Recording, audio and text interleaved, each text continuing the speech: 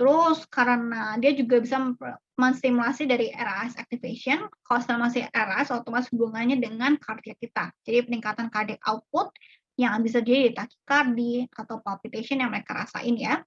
Juga bisa ada BRUI dan juga decrease exercise tolerance. Nah, yang ini sebenarnya ini punyanya adalah Graves' disease-nya kuning keringnya.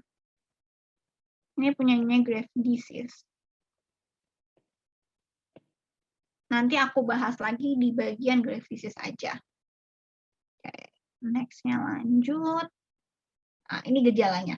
Jadi ada beberapa kata-kata unik yang aku dapat waktu kemarin baca. Ada namanya von Muller paradox, yaitu dia weight loss, tapi dia appetite-nya meningkat. Jadi pasiennya kurus, tapi dia bilangnya bawaannya lapar terus. Terus sisanya yang ini adalah karena adanya proptosis dari mata. Jadi bisa Mobius sign, bisa ada Littlex sign, ada Ruffalo sign, dan ada Stellock sign. Cuman jarang dibahas, aku cuman kasih buat kalian nice to know aja. Nah, ada baiknya kalau misalnya kita berada di center fasilitas kesehatan yang lengkap, otomatis kita bisa melakukan pemeriksaan TSH, kita bisa melakukan pemeriksaan FT4. Tapi kalau misalnya kita nggak di fasilitas kesehatan yang lengkap, Indonesia tuh punya indeks sendiri untuk membantu kita mendiagnosis dari hipertiroid sendiri. Namanya adalah Wayne Index.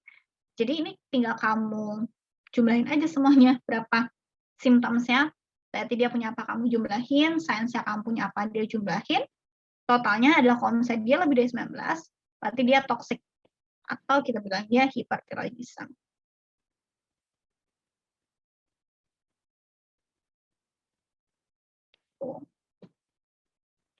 Oke, next-nya masuk ke algoritmnya. Jadi pertama-tama yang akan kita measure itu adalah TSH. TSH itu pokoknya pertama, sebenarnya TSH itu adalah first line-nya kita measure TSH. Kalau misalnya TSH-nya normal, sebenarnya kita nggak usah lanjut pemeriksaan. Tapi biasanya karena cek lab-nya kenapa berulang-ulang kali, maka itu bisa kita cek TSH dan kita cek T4. Tapi sebenarnya guideline-nya kita cukup cek TSH aja dulu untuk first line-nya. Nah, kalau misalnya aku skip yang sini, ini aku juga skip, ini aku juga skip.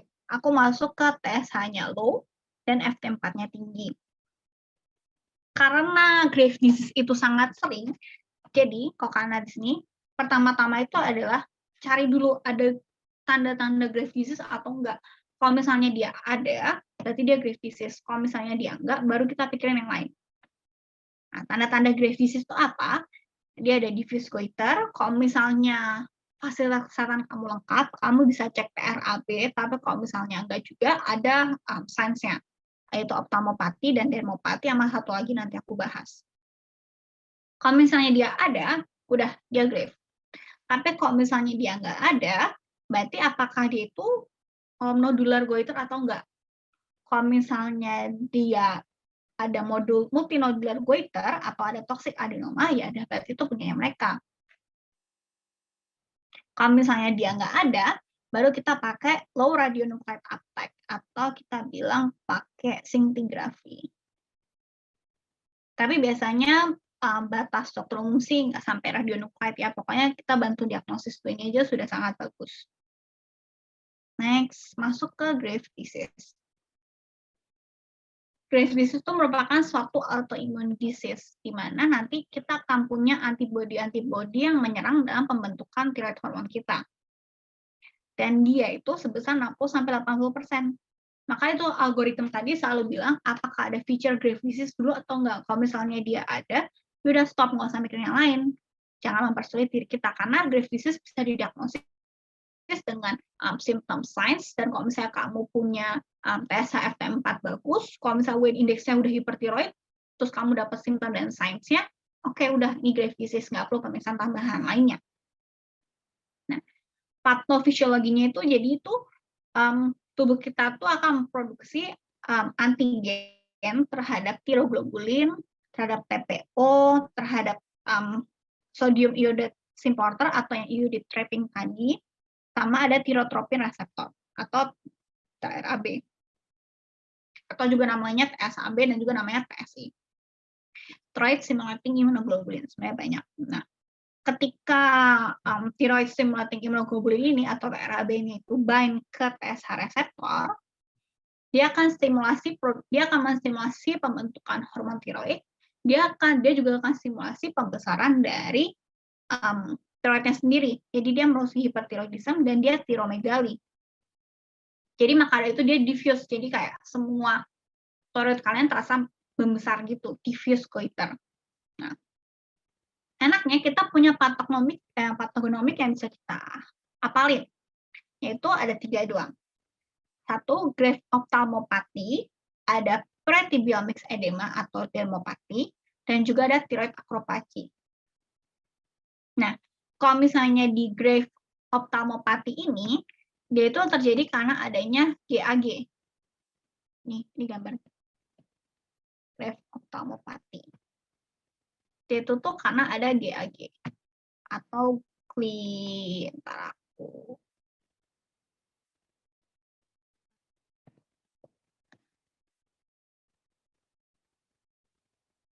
glycosaminoglycans. Aku nggak hafal tapi ingatnya GAG-nya. GAG ini fungsinya apa? Dia itu tuh hidrofilik, jadi dia tuh love water, dia suka water. Jadi dia bisa membuat retroorbital muscle kita atau muscle mata kita itu trapping more water, otomatis akan terlihat seperti bulging out gitu matanya kita. Matanya penderita Graves disease gitu. Nah, sedangkan kalau misalnya dermopati dan acropathy ini, sebenarnya penyebabnya itu mereka bilangnya masih poorly understood, jadi masih belum diketahui secara pasti. Cuma mereka menduga terjadi karena peningkatan fibroblast kita. Nah, thyroid acropathy itu mirip kayak clubbing finger ya, persis banget ya, mirip kayak clubbing finger ya.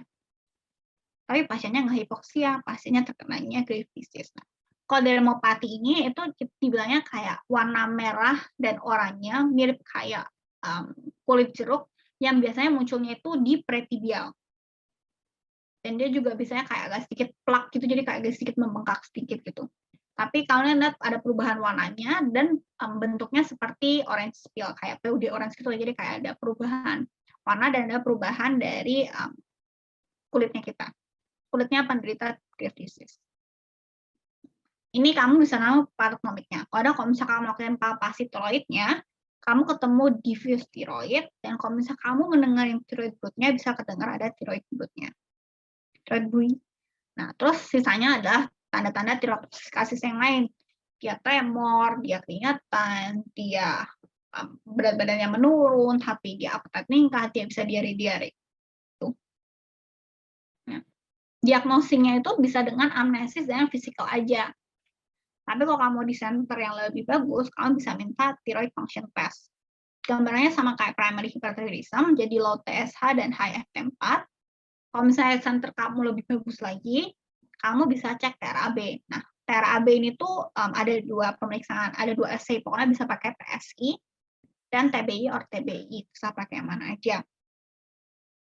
Nah, terus kalau misalnya, terutama kamu kapan melakukan pemeriksaan TRAB, adalah kalau misalnya pasien dengan ada tanda-tanda Graves disease-nya, tapi waktu kita cek thyroid function test-nya ternyata dia normal. Kalau misalnya ada TRAB, udah pasti itu positif punyanya si Graves disease doang. Karena kalau misalnya kalian pernah dengar ada anti-TPO juga, itu juga bisa positif di punyanya Hashimoto. Sedangkan kalau misalnya TRAB itu buat punyanya Graves disease doang. Tapi Graves disease juga bisa punya anti-TPO, juga bisa punya anti-tiroglobulin yang tadi aku bilang. Terus juga kalau misalnya kamu hyperthyroidism during pregnancy, kamu juga bisa periksa. Atau dia pregnant woman with history of Graves disease juga kamu bisa periksa. Nah, yang kita juga bisa lakukan selanjutnya itu adalah iodine scan, atau radioactive iodine uptake scan. Bisa pakai TC99M yang disebutkannya susah, atau juga bisa pakai iodidnya. Kalau Graves disease itu diffuse, dan dia itu tuh kita bilang semacam warm mau ke hot nodules gitu. Jadi dia akan mengupdate iodidnya banyak, maka itu dia gambarannya Ini normalnya lebih besar dan lebih hitam. Hitam tuh tandanya dia warm atau hot nodules gitu. Next-nya masuk ke toxic multinodular goiter atau TMNG, atau nama lainnya itu plumber disease. Dia kedua paling sering, sebesar 15-20%.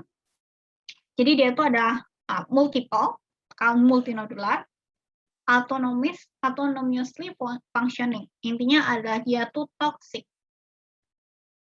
Dia akan memproduksi thyroid hormone. Tuh. Nah, biasanya itu ditemukan pada pasien-pasien usia di atas 60 tahun. Dan biasanya timbul kalau misalnya pasien itu udah punya nodular goiter dari lama, bisa berlanjut menjadi toxic. Jadi misalnya kan dia awalnya cuman non-toxic atau non-functioning, tapi karena lama bisa mengalami jadi toxic multinodular goiter. Kalau di sign and symptoms-nya yang penting adalah dia harus painless, dan dia punya nodules yang banyak, dan juga ada tanda-tanda thyrotoxicosisnya. Kalau misalkan USG, otomatis kalian nemuin multiple nodule. Kalau kalian disintigrafi, otomatis kalian juga nemuin multiple nodules dengan increased radionuclide uptake.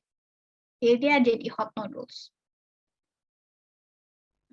Bedanya apa sama toxic adenoma? Bedanya kalau toxic adenoma itu single. Dan toxic adenoma itu lebih jarang lagi, sekitar 3-5% dari hyperthyroidism. Ini terjadi karena mutation di TSH reseptor gene kita. Nah, yang penting dari toxic adenoma ini, karena toxic adenoma itu bisa timbul di salah satu lobus aja, dia bisa menimbulkan yang kita bilang namanya compression. Karena tadi kalian lihat anatomi kita, tiroid kita belakangnya udah trakea, udah esofagus, terus di bagian belakangnya itu ada banyak, ada laryngeal nerve, ada juga inferior thyroid artery. Nah, dia bisa melakukan compression itu.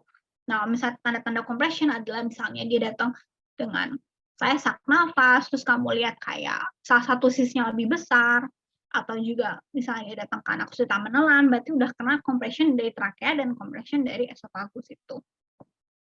Dan sisanya sign symptom dari thyrotoxikosis yang lainnya. Kalau WSG-nya single nodule tanpa signs of malignancy, nanti aku kasih tunjuk di bawahnya. Kalau scintigraphy-nya dia single hot nodule. Ini yang gambarnya, ini yang toxic, jadi banyak ya. 1, 2, 3, ini kelihatannya 4 ya.